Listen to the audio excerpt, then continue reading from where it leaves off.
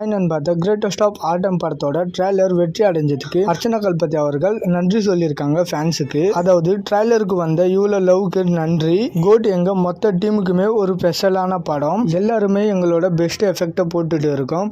இது தளபதியோட ஒரு பெஸ்ட் படமா இருக்கணும் அப்படின்றதுக்காக தான் எல்லாருமே உழைச்சிட்டு இருக்கோம். அண்ட் இது வரைக்கும் நீங்க கொடுத்த ஃபீட்பேக் எல்லாத்தையும் ஏத்துக்கிட்டு எல்லாமே சரி பண்ணி பெஸ்டா கொடுக்கறதுக்கு முயற்சி பண்றோம். So the greatest of all time படம் எங்களுக்கு ஒரு மிகப்பெரிய ரெஸ்பான்சிபிலிட்டி. ட்ரெய்லரை மேசிவான ஹிட் ஆக்குனதுக்கு கோட் படத்தோட டீம் சார்பா நன்றி அப்படின்ற மாதிரி பயங்கர எமோஷனலா ஷேர் பண்ணியிருக்காங்க.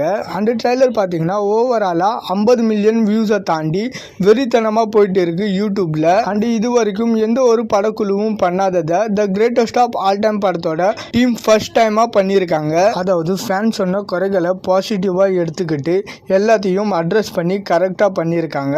அதுல மெயினா ஒன்று தளபதியோட அந்த டிஏஜிங் லுக்கு ஸ்பார்க் சாங்ல இருந்து அப்படியே ட்ரெய்லர்ல மாத்திட்டாங்க. ஈவன் ட்ரெய்லர் டிலே ஆனதுக்கு கூட அதுதான் ரீசன் அப்படின்னு அவங்களே சொன்னாங்க. தென் இப்போ ஹிந்தி ட்ரெய்லர்ல தளபதியோட டப்பிங் சரியில்லைன்னு நிறைய ஹிந்தி ஃபேன்ஸ் சொன்னதுக்கு இப்போ அதையும் சரி பண்றாங்களாம். தென் ட்ரெய்லர்ல கலர் கிரேடிங் இன்னும் பெட்டரா இருக்கலாம்னு ஃபேன்ஸ் சஜஸ்ட் பண்ணதுக்கு the greatest of all time படத்தோட கேமராமேன் சித்தார்த் நுனி அவர்கள் அதுக்கு விளக்கம் கொடுத்திருக்காரு. மொபைல்ல HDR ஆன் பண்ணி பார்த்தா படத்தோட கரெக்டான ஒரு கலர் கரெக்ஷனை உங்களுக்கு தெரியும் அப்படின்னு சொல்லியிருக்காரு. ஸோ ஃபேன்ஸ் சொன்ன எல்லாத்தையுமே சீரியஸா எடுத்துக்கிட்டு ஒர்க் பண்ணியிருக்காங்க. அண்ட் ஃபியூச்சர்ல இனிமேல் எல்லா படக்குழுவும் ஒர்க் பண்றதுக்கான பாசிபிலிட்டியும் இருக்கு. ஓகே நண்பா, இது மாதிரி தளபதி பத்தின அப்டேட் தெரிஞ்சுக்க மறக்காம SS யூனிக் சேனலை சப்ஸ்கிரைப் பண்ணி சப்போர்ட் பண்ணுங்க. இதோட வீடியோ முடிச்சுக்கிறேன். Okay bye.